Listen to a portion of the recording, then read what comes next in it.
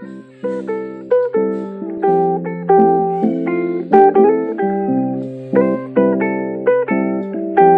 Start करते हैं अपना नया चैप्टर मोशन। हम इस चैप्टर में पढ़ेंगे motion, rest, uniform, non uniform, distance, displacement और बहुत कुछ। लेकिन हम इस पार्ट में पढ़ेंगे केवल मोशन, रेस्ट, डिस्टेंस और डिस्प्लेसमेंट। चलिए अपना नया चैप्टर स्टार्ट करते हैं। मोशन मोशन आप नाम से पता कर सकते हैं कोई चीज़ अपनी पोजीशन से हिल रहा हो। अब मोशन के हम डेफिनेशन कैसे लिखा एग्जाम में जैसे आ जाती है, तो हम ये लिख सकते हैं motion is a change in an object position relative to a reference point.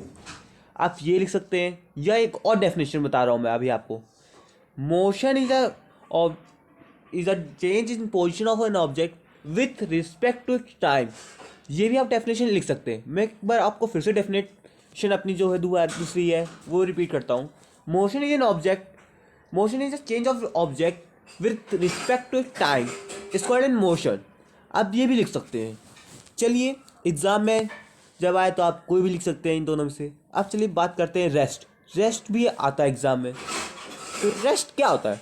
आप रेस्ट से मतलब समझ जाते होंगे कि कोई चीज़ रुकी है, तो वही चीज़ हम सिंपल लिख देते हैं। आप एग्ज़ाम में लिख सकते हैं कि डेफिनेशन में an object is change not change is position with respect to time is called rest. Opposite to motion. जैसे हम बोल देते हैं कि मोशन हम मूव कर रहा ऑब्जेक्ट, वैसे हम बोलते रेस्ट में बॉडी मूव नहीं कर रही।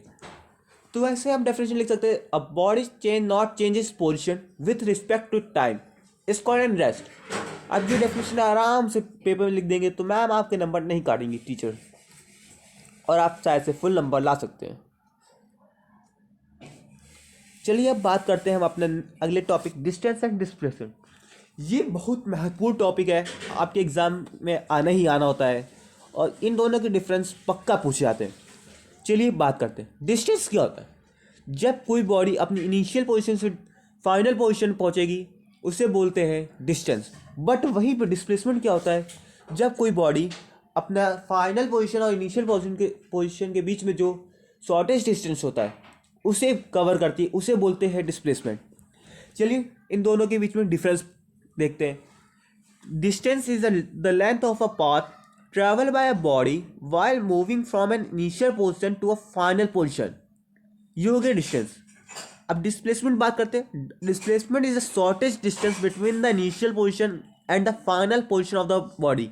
देखिए दोनों के पहले पॉइंट डेफिनेशन है जो मैंने आपको पहले बता ही चुका हूँ। चलिए सेकंड पॉइंट में पढ़ते हैं। Distance is a scalar quantity, displacement is a vector quantity. जो डिस्टेंस होता है वो स्केलर क्वांटिटी होता है, और जो डिस्प्लेसमेंट होता है वो वेक्टर क्वांटिटी होता है। स्केलर क्वांटिटी क्या होता है, अब हम ये आपको डालते हैं। स्केलर क्वांटिटी में केवल आपको मैग्नीट्यूड दिया जाता है, उसमें डायरेक्शंस नहीं दी जाती है। लेकिन डिस्प्लेसमेंट में आपको मैग्नीट्यूड और डायरेक्शन दोनों दी जाएगी। चलिए तीसरा पॉइंट पढ़ते हैं। Distance measures is always positive, और displacement measure can be positive और negative depends on the reference point. जो डिस्टेंस होता है वो हमेशा ही पॉजिटिव रहेगा, लेकिन जो डिस्प्लेसमेंट होगा वो नेगेटिव भी हो सकता है, पॉजिटिव भी हो सकता है, वो जीरो भी हो सकता है, कुछ भी हो सकता है, नेगेटिव पॉजिटिव जीरो भी हो सकता है, लेकिन जो डिस्टेंस होता है वो हमेशा पॉजिटिव रहता है। चलिए फोर्थ पॉइंट पढ़ते हैं। The total distance covered is the equal to the algebraic sum of all the distance travel in different direction. जो total distance covered is equal to the algebraic sum होता है। जो total distance cover होता है वो equal to the, जो हम total distance लेते हैं वो सम करते हैं सबका। जैसे एक बॉडी है, उसने ए टू बी चला 30 मीटर और फिर बी टू सी गया 20 मीटर, तो टोटल डिस्टेंस क्या हुआ आप कमेंट में करके बताएंगे। और मैं अभी बताता हूँ कि जो ए टू सी डिस्टेंस होगा वो होगा हमारा 30 + 20 = 50। और वहीं पे हम डिस्प्लेसमेंट लेते हैं, तो डिस्प्लेसमेंट में होगा कि अगर मैं पूछूं ए टू बी डिस्प्लेसमेंट क्या होगा, तो 30 - 20 = 30। फिर टोटल डिस्टेंस हो चला, डिस्प्लेसमेंट होगा 50 और डिस्प्लेसमेंट होगा 30। ओके चलिए हम पढ़ते हैं अगला नेक्स्ट पॉइंट।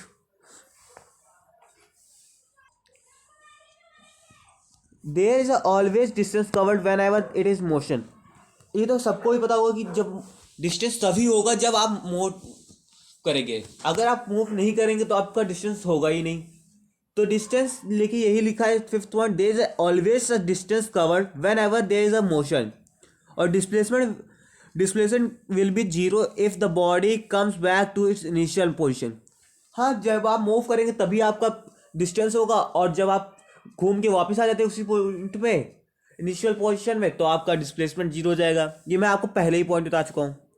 और सबसे महत्व और सबसे मेन पॉइंट, डिस्टेंस की एसआई यूनिट होती है मीटर, उसको हम एम भी बोल सकते हैं, और डिस्प्लेसमेंट की भी एसआई यूनिट मीटर ही होती है। दोनों की एसआई यूनिट मीटर होती है। ये सबसे कंफ्यूजन क्वेश्चन होता है आपके उस एग्जाम में आता है जब, तो आप कंफ्यूज ना होइएगा। चलिए, थैंक्स।